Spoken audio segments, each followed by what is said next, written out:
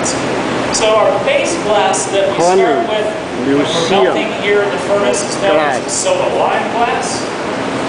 That is, main ingredient is silica sand. Now, with the addition of limestone and they are showing called soda how ash. to make the glass. And the limestone and the soda ash lower the melting temperature of sand.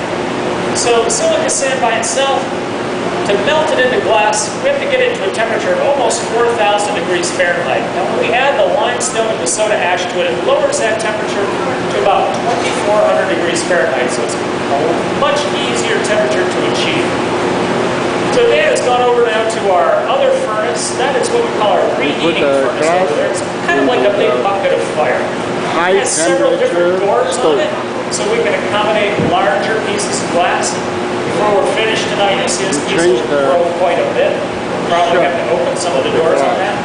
And it's just strictly used for warming the glass while we're blowing it. So when we're done working tonight, we'll shut that furnace off. It takes about an hour to heat up in the morning to 2,400 degrees.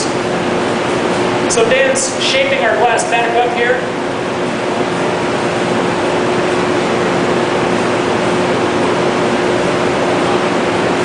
And he's using this table we call a marmering table. Now, this is about an inch thick plate steel table. When we roll glass on it, it can absorb heat as well as shape. Now you see Dan just put a bubble in our glass. He blew into that pipe, capped the pressure in the pipe with his thumb, and then the pressurized air had nowhere to go but right into that mass of hot glass on the end of the iron. This is what we like to call our starter bubble, because we're just getting started here in the process. We're going to continue adding on more glass layer by layer. So Dan's just going to shape our bubble up here, and continue blowing it slightly. Bigger. Just like to blow a pulp. We're going to wait for this bubble to cool down, because we're going to go back into that furnace. We're going to get another layer of clear glass over it.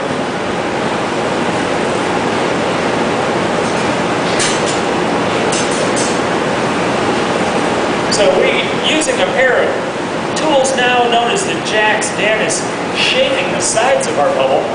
Now those tools are two metal blades.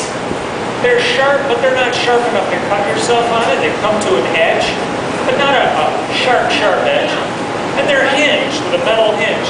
Now Dan was just rubbing the tips of those blades on a large chunk of beeswax that we have here on our tool bench. We lubricate the blades of those tools with beeswax so that they slide nice and evenly on the hot glass. Dan's using some compressed air now to speed up the cooling process. We've got to cool this bubble down before we go back into the furnace. It needs to be cold enough to support the weight and the heat of the next layer of glass we're going to add. Around the world. And the consistency of the molten glass in this furnace is very similar to honey. So it's very thick, very viscous. We're going to plunge that bubble back into the furnace, rotating carefully. When Dan comes out this time, you'll see it has a lot more material.